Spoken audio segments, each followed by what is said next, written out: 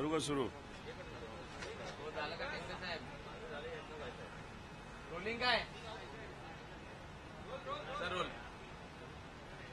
काल जर आपण बघितलं तर सोमनाथ सूर्यवंशींच्या बाबतीत न्यायदंड अधिकाऱ्यांनी सांगितलेलं, त्यांचा अहवाल आलेला आहे की सोमनाथ सूर्यवंशीला पोलीस स्टेशनमध्ये मारहाण झाली होती आणि मारहाण झाल्यानंतरच त्यांचा मृत्यू त्या ठिकाणी झाला। ज्या दिवशी ही घटना घडली त्या दिवशीच आम्ही सांगत होतो की याला पूर्णपणे तिथं असणारं पोलीस प्रशासन हे जबाबदार आहे।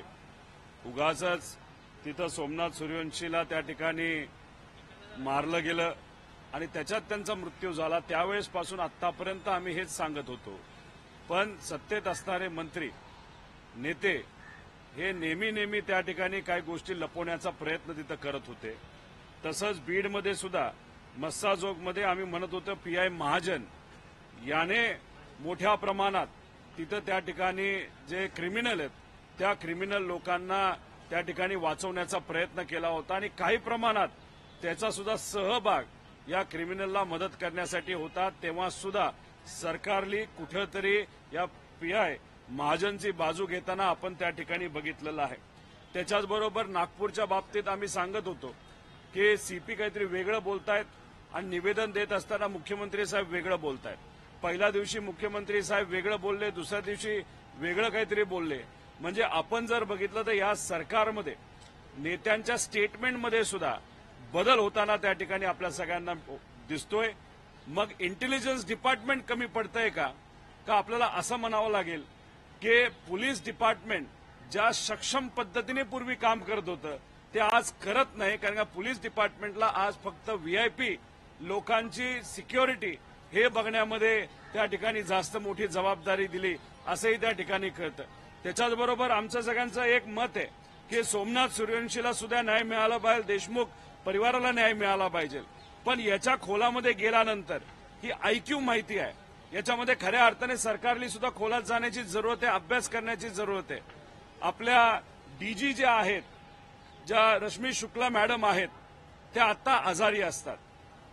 मी या ठिकाणी मनापासून ते लवकरात लवकर त्यांच्या आजारातून बाहेर निघाव्यात, त्यांना योग्य ट्रीटमेंट मिळावी अशी आशा या ठिकाणी करतो। माझं फक्त सरकारला एक मत आहे की त्या जर आजारी असतील तर एवढ्या मोठ्या पदाधिकाऱ्याला तुम्ही मध्ये कामाला बोलवण्यापेक्षा त्यांना थोडंसं मेडिकल लीव्ह देऊन त्यांचं आरोग्य चांगलं होण्यापुरतं त्यांना जर लीव्ह दिली, त्यांच्या आरोग्याची काळजी त्या ठिकाणी घेतली गेली आणि जर तेवढ्या काळापुरतं जर तुम्ही वेगळ्या व्यक्तीला तिथली जर जबाबदारी दिली तर मला असं वाटतं की योग्य पद्धतीचं काम होऊ शकतं।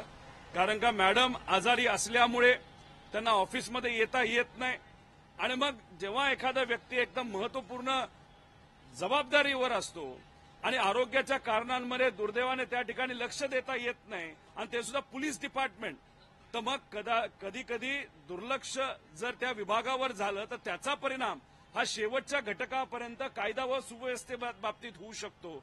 त्यामुळे सरकारने या बाबतीत लक्ष घालावं अशी विनंती आम्हाला बोलण्याची संधी जर या ठिकाणी मिळाली तर नक्कीच तिथं आम्ही त्या बाबतीत बोलू। पण पोलीस प्रशासन आणि कायदा व सुव्यवस्था या महाराष्ट्रामध्ये अतिशय खालच्या लेवलला त्या ठिकाणी गेली असं आम्हाला सगळ्यांना त्या ठिकाणी म्हणावं लागेल।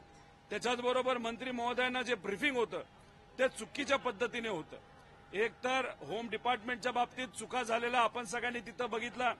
त्याच्याचबरोबर एसआरपी फिटमेंट जी प्लेट आहे त्याच्यामध्ये सुद्धा आम्ही सरकारला आणि मंत्री महोदयांना विनंती केली होती की गुजरातला 160 रुपयाला ती नंबर प्लेट त्या ठिकाणी बसून मिळते आणि आपल्याकडे 550 सोडा काही लोक जेव्हा फिटमेंटला नंबर प्लेट लावण्यासाठी गेले तिथं त्यांच्याकडनं 1200 रुपये हे घेतले गेलेत। म्हणजे कुठेतरी या सरकारच्या माध्यमातून इथं असणाऱ्या सामान्य लोकांची लूट केली जाते। त्याच्याचबरोबर जे काही छोटे टेम्पो असतात ज्याच्यावर अशिक्षित नाहीतर शिक्षित बेरोजगार आज दुर्दैवाने नोकरी मिळत नाही म्हणून त्याच्यात काम करतात, त्याच्यावर सुद्धा टॅक्स वाढवणं आपण सगळ्यांनी बघितलंय। काल विविध ठिकाणी टॅक्स वाढवून सामान्य लोकांच्या खिशातून हा पैसा सरकार काढत आहे। या सगळ्या गोष्टींचा त्या ठिकाणी आम्ही निषेध करतो आणि तुम्हाला जर कुठला त्या ठिकाणी प्रश्न असेल तर तुम्ही नक्की त्या ठिकाणी विचारावा अशी विनंती करतो।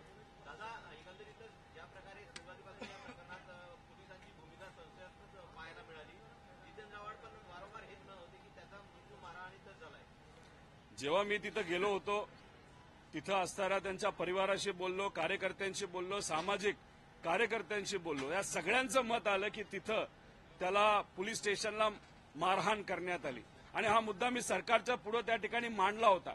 त्या बाबतीत बोललो होतो. त्याच्यानंतर आम्ही सर्वांनी अधिवेशनामध्ये सुद्धा निवेदन दिलं होतं.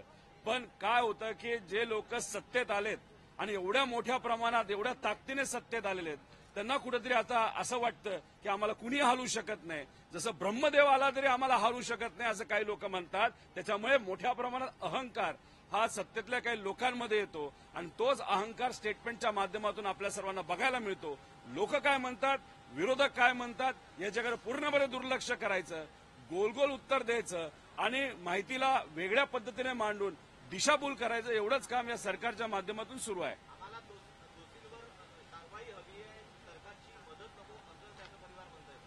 आता तसंच आहे, देशमुख परिवार तेच म्हणते, सूर्यवंशी परिवार तेच म्हणते.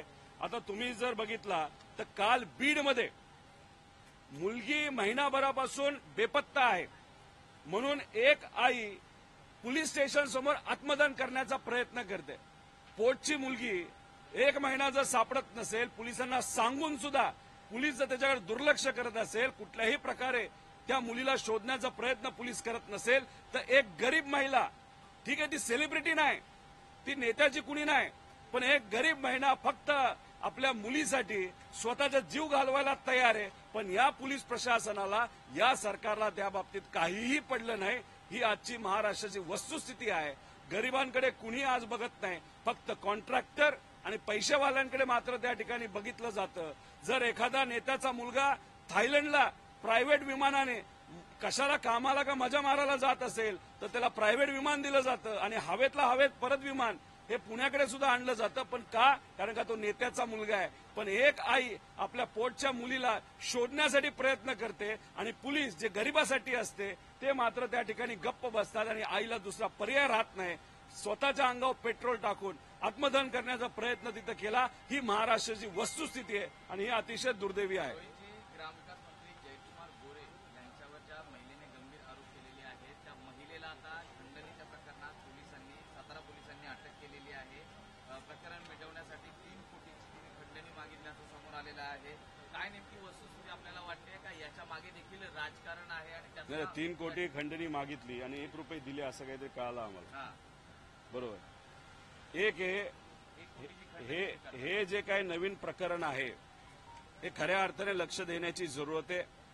खरात जे पत्रकार आहे त्यांच्या बाबतीत सुद्धा आपण जर बघितलं तर विविध प्रकारे तिथं त्यांच्यावर खोटे गुन्हे टाकण्यात आले आणि त्यांना जेलमध्ये फक्त त्यांचा आवाज दाबण्यासाठी टाकण्यात आलं होतं. या महिलेच्या बाबतीत आज जी बातमी येत आहे, आत्ता जी येत आहे त्याच्याबद्दलची मला माहिती नाही. पण 3 कोटी हा आकडा खूप मोठा आहे आणि 1 कोटी आकडा सुद्धा तिथं मोठा आहे. आता असं घटकाभर धरू की जे टीव्हीवर दाखवलं जाते ते खरे, पण मग 1 कोटी रुपये दिले कशाला? मग त्या महिलेकडे काय होतं असं की त्यासाठी तुम्हाला पैसा द्यावा लागला? ते सुद्धा 1 कोटी रुपये आले कुठून असाही प्रश्न त्या ठिकाणी होतो. तुम्ही जर धुतल्या तांदळासारखा एकदम स्वच्छ आहात तर अशा प्रकारे जर कुणी त्या ठिकाणी पैसे मागत असेल, काहीच पुरावा नसेल तर दुर्लक्ष करून जे काय योग्य पद्धत आहे, अधिवेशन असू द्या नाही तर पोलीस प्रशासन, या पद्धतीने जे काय करता आलं असतं ते तुम्हाला करता आलं असतं. पण पैसे पाठवता त्याच्याबरोबर आपण जर बघितलं की जर कोर्टामध्ये सुद्धा गोरे साहेब जे आहेत ते कोर्टातून बाहेर कसे निघू शकले? कारण का ती महिला आणि त्यांनी कुठेतरी एक करार त्या ठिकाणी केला होता की त्या महिलेला कुणी त्रास देणार नाही. मग तो करार त्यावेळेस करण्याची कारण काय? हायकोर्टमध्ये ज्या जज महिला होत्या त्यांनी त्या बाबतीत ताशिरे काय ओढले? या सगळ्या गोष्टींचा अभ्यास केला पाहिजे. पण या गोष्टी जी आज तुम्ही मला या ठिकाणी सांगितली याचा खऱ्या अर्थाने अभ्यास करावा लागेल. हे माझ्यापर्यंत आलेलं नाही. नक्कीच मी माझ्या सोर्सच्या माध्यमातून या सगळ्या गोष्टी आम्ही समजून घेऊ आणि खरं काय आणि खोटं काय याचा अभ्यास केल्यानंतर याच्यावर अजून जास्त डिटेलमध्ये तुम्हा सर्वांना नक्कीच मी त्या ठिकाणी सांगेल.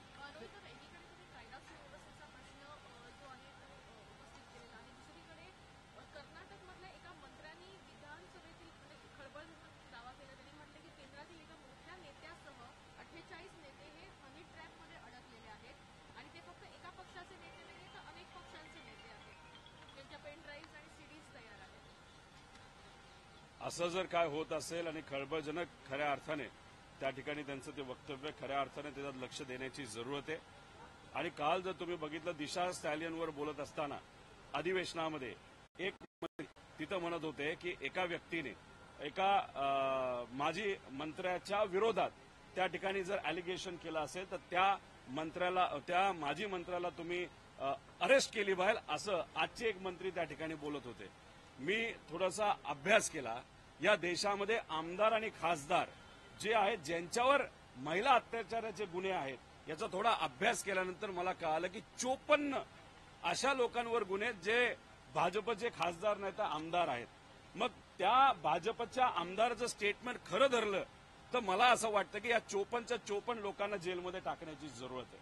आता हनी ट्रॅप का केला जातो, हनी ट्रॅपमध्ये का अडकलं जातं हे जे अडकतात त्यांनाच त्या ठिकाणी माहिती.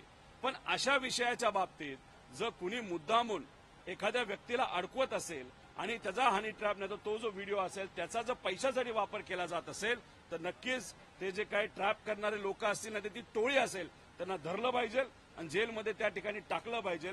पण आपण राजकीय दृष्टिकोनातून राजकारणात काम करत असताना समाजकारणामध्ये काम करत असताना चांगल्या पद्धतीने जर काम केलं आणि हे जे प्रलोभन असतात ज्याच्यामुळे आपण कुठेतरी ट्रॅप होतो याच्यापासून दूर राहिलेलंच बरं. त्यामुळे नेत्यांनी सुद्धा त्या बाबतीतली काळजी ही खऱ्या अर्थाने घेतली पाहिजे असं मला तरी वाटतं. विधानभवनाच्या आपण परिसरात आहोत, तर गॅलरीज पाहिले तर चकाचक झालेले आहेत. एका पंचतारांकित हॉटेलप्रमाणे ते झालेले आहेत. मात्र जी ग्रंथसंपदा आपल्याकडे आहे इतक्या वर्षांची ती कुठेतरी अडगळीत पडलेली आहे. या ठिकाणी लॉबी जर आपण पाहिली ती चकाचक झालेली आहे. या अर्थसंकल्पापैकी 586 कोटी त्यासाठी खर्च झालेले आहेत. मात्र दुसरीकडे जी आपली ग्रंथसंपदा आहे त्यामध्ये 100 वर्षापूर्वीचा इतिहास आहे तो कुठेतरी या ठिकाणी अडगळीत पडल्याचा देखील आरोप होतो. सरकारच्या बाबतीत बोलायचं झालं तर हेच आम्ही सांगतो, महत्वाचे विषय राहतात बाजूला. जसं शेतकरी कर्जमाफी राहिली बाजूला, लाडक्या बहिणी राहिल्या बाजूला, बेरोजगार युवा राहिले बाजूला, मिडल क्लास जो आपला वर्ग आहे मोठ्या प्रमाणात तो राहिला बाजूला. पण निर्णय कसे घेतले जातात की कॉन्ट्रॅक्टरला आपल्याला कामं कशी देता येईल. रोडची असू द्या नाहीतर एखादा असा रोड जो कुठेतरी 1200 कोटीमध्ये व्हायला पाहिजे तो 2600 कोटीला द्यायला जातो. तसंच कदाचित आमच्या या विधिमंडळामध्ये नाही तर या भवनामध्ये त्या ठिकाणी झालेलं आहे की लॉबी चकाचक, त्यानंतर खोल्या चकाचक, पण खरा विचाराचा गाभा जिथं आहे. पूर्वीचे जे सर्व अभ्यासू आमदार मंत्री ज्या पद्धतीने बोललेले आहेत त्यांचं लिहिलेलं त्यांच्या जे काही भाषणं असतील ती लिहिलेली ती ठेवलेली त्याच्याचबरोबर पवित्र संविधान असेल या सगळ्या गोष्टी जिथं लायब्ररीमध्ये ठेवलेल्या आहेत तिथली परिस्थिती मात्र अतिशय वाईट आहे. हेच तर मी तुम्हाला सांगतो की या सरकारमध्ये फक्त दिसणाऱ्या ज्या गोष्टी आहेत त्या चकाचक आहे पण खऱ्या अर्थाने सरकार ज्या विषयावर चालायला पाहिजे ते मात्र त्या ठिकाणी धुळखाट पडलेलं असं कुठेतरी आपल्याला दिसतंय. आणि तसं जर झालं असेल तर अध्यक्ष महोदयांना आम्ही विनंती करू की जसं लॉबी चकाचक झाली तशी आमची लायब्ररी सुद्धा चकाचक तिथं करा. डिजिटलायझेशनचा वापर करता येत असेल तर त्या बाबतीतला विचार तिथं करावा.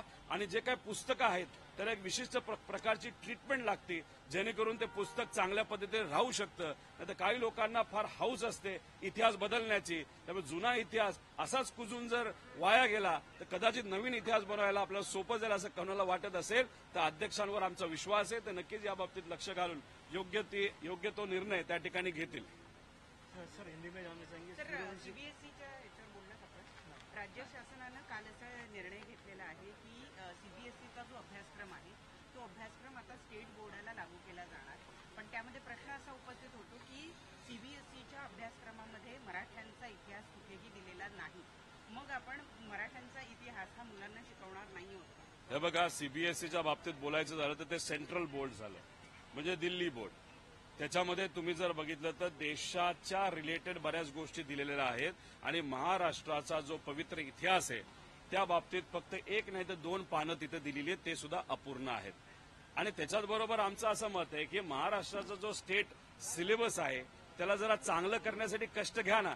पूर्वी आपण कष्ट घ्यायचो पॉलिसी आणण्यासाठी आणि त्या पॉलिसी अख्खे इतर राज्य त्या ठिकाणी स्वीकारायचे. पण या राज्याला जरा सवय लागली आहे की दुसऱ्या राज्यातल्या काही गोष्टी कॉपी करायच्या आणि आपलं काम ढकलपणा करायचा. तसंच सीबीएसईचा सिलेबस आपण जर कॉपी करत असतो नामुष्की आहे. कारण का महाराष्ट्रामध्ये अतिशय हुशार लोक आहेत ज्यांनी एज्युकेशन सिस्टमवर काम केलेलं आहे अशा लोकांना विश्वासात घेऊन न्यू एज्युकेशन पॉलिसीच्या अंतर्गत जे काही आपल्याला बदल करायचे ते बदल आपण करावेत. त्या पद्धतीने तिथं चांगली एज्युकेशन सिस्टम ही फार प्रायमरी पासून ते फार हायर सेकंडरी एज्युकेशन नाही तर टेक्निकल एज्युकेशन पर्यंत करावे यासाठी कष्ट करावे लागतात. पण या सरकारला कष्टाचं एक क सुद्धा तिकडे जमत नाही. कॉपी मात्र म्हणजे कॉपी मात्र त्यांना त्या ठिकाणी जमते. त्यामुळे दुर्दैव आहे. त्यामुळे उगाच असं शॉर्टकट मारण्याच्या नादात लहान मुलांचं भविष्य आणि महाराष्ट्राचा इतिहास हा धोक्यात या सरकारने घालू नये अशी विनंती या ठिकाणी आम्ही करतो. आणखी एक महत्वाचा मुद्दा की काल दादा भुसे यांनी आणखी एक गोष्ट म्हटलेली आहे की आमदारांचा जो फंड आहे तो वापरून खासगी शाळांमध्ये सीसीटीव्ही लावले जाऊ शकतात का या संदर्भातला विचार सुरू आहे. भुसे साहेबांना मी विनंती करतो आमचा जो 5 कोटीचा फंड आहे तो 15 कोटीचा तिथं करावा. 15 कोटीमध्ये आम्ही प्रायव्हेटला सेकंडरी महत्व तिथं देऊ. आम्ही आधी जिल्हा परिषद आणि गव्हर्नमेंटला पहिला महत्व तिथं देऊ आणि नंतर आम्ही प्रायव्हेटला देऊ.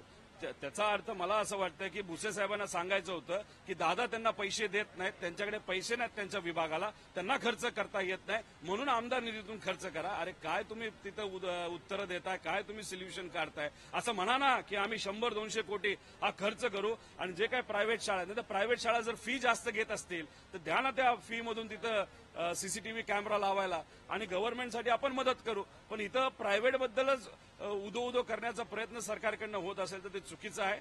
आणि आमदार फंड हा वेगळ्या गोष्टीसाठी वापरला जातो. द्यायचा असेल तर तुम्ही तुमच्या फंडातून वेगळ्या एखाद्या योजनेच्या माध्यमातून द्यावा. ते सुद्धा गव्हर्नमेंटला पहिलं प्राधान्य द्या आणि प्रायव्हेटला तुम्ही कंपल्सरी करा एवढंच. आणि आमचं जे काही एज्युकेशन म्हणजे RTEचे पैसे राज्य सरकारचं देय बाकी आहे ते मात्र द्या. कारण गरीबाला आता प्रायव्हेट शाळेमध्ये घेणं बंद केलेलं आहे. याच्यात कुठेतरी भुसे साहेबांनी लक्ष द्यावं असं माझ्या सरकारला तरी वाटतं. दादा बाबूराव कोळीकर जे हिमायत म्हणजे सत्ताधारी पक्षाचे आमदार आहेत शिवसेनेचे, त्यांनी सभागृहात एक आरोप लावला की माझ्या मतदारसंघात सरकारची कामं होतात हे मलाच कळत नाही. जलसंपदा विभागाची कामं मोहित कंबोज यांच्या हस्तक्षेपाखाली होतात असा त्यांचा थेट आरोप सभागृहात त्यांनी केला. इथं जर बघितलं तर एक 5 दिवसापूर्वीचं उदाहरण तुम्हाला सांगतो.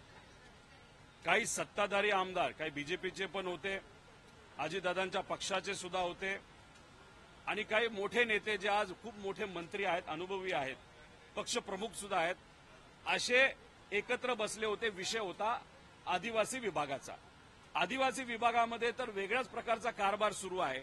कॉन्ट्रॅक्टर मंत्री महोदयांना नाहीतर अधिकाऱ्यांना भेटतात, तिथं टक्का ठरवला जातो. 3% कोण देते, 5% कोण देते, 10% कोण देते आणि जो जास्त टक्का देतोय त्याला काम तिथं दिलं जातं.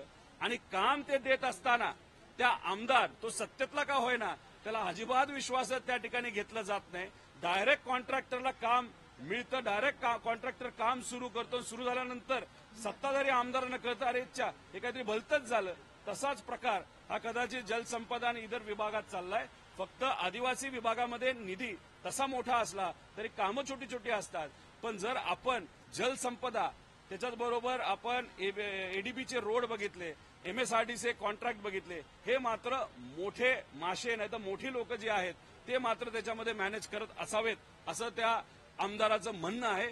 तर ते म्हणत असतील तर खोलात जाऊन माहिती काढावी आणि त्याची शहानिशा करावी असं माझ्या सरकारला वाटतं. अजितदादांनी काल असं सांगितलंय की राज्याची आर्थिक परिस्थिती सुधारली तर 2100 रुपये महिलांना देण्याचे म्हणजे लाडक्या बहिणींना देण्याचा आम्ही विचार करू. म्हणजे कुठेतरी त्यांनी हे मान्य केलंय का की राज्याची आर्थिक परिस्थिती चांगली नाही. 100% तुम्ही गेल्या वर्षीचंच बजेट जर 42% 46% वापरत असाल त्याच्यावरूनच कळतं की महाराष्ट्राची आर्थिक परिस्थिती अतिशय हलाखीची